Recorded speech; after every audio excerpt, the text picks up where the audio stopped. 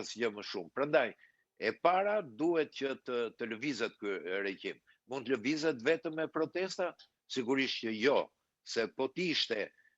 një regjim europian, po t'ishte një regjim demokratik, me gjithë të skandale që kanë ndodhur, mund të përmend vetëm 3 skandalet e fundit, inceneratorët, çështja Balluku dhe çështja Akshit, çdo qeveri nuk do të qëndronte më, por do t'i drejtojë drejtësisë deri të sqarojë kjo dhe vendi do të kalonte në zgjedhje. Por kjo është më shumë se një përpjekje e opozitës që me anë të demonstrimeve të largojë qeverinë. Kjo është një revolt popullore, kjo beti shikohet nga reagimi qytetar, sidomos edhe në protestën e fundit, kur njerëzit tashmë të ballavaquar me faktet e pamohueshme, nuk e pranojnë një realitet të tillë, nuk pranojnë që të jenë qytetar dorës dytë, nuk pranojnë që të vidhen hapur kur dihet që atë që kanë zgjedhur një qeveri që pretendohet që është votuar, por edhe ky është një pyetje e madhe, të abuzojë me të drejtat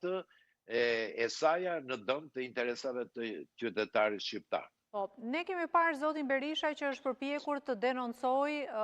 ndërkombëtarisht atë që e quan narkoshtet, zgjedhjet, atë që e quan regjimi i Edi Ramës, e kemi parë në Strasburg, por sot pam gjithashtu një video se teksa fliste në Asamblen Parlamentare të Strasburgut, fjala ju ndërprej zotit Berisha. Edhe këta ndërkombëtarët, edhe këta partnerët evropian, me sa duket janë lodhur me Shqipërinë. Ju e shihni që ata nuk po ndërhyjnë. Është e vërtet, po duhet thënë që Shqipëria tashmë është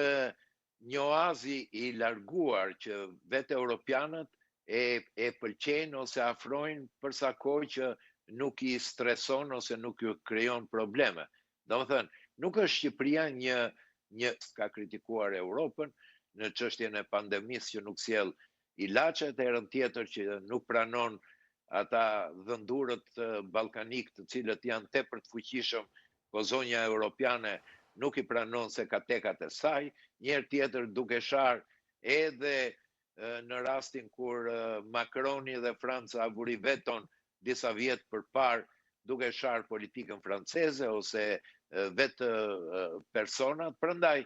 këtu kemi një show të dyanshme që Shqipëria bën për t'i mbushur mendjen opinionit publik që është drejt një rruge për plotësuar aspiratat e tyre, dhe nga ana tjetër, vetë Bashkimi Evropian e shikon që kjo është një lodër e një showmeni politik i cili kërkon më tepër të mbajë veten në pushtet se sa të integrojë vendin e tij. Prandaj nuk na marrin seriozisht dhe mënyra që nuk na marrin seriozisht është sepse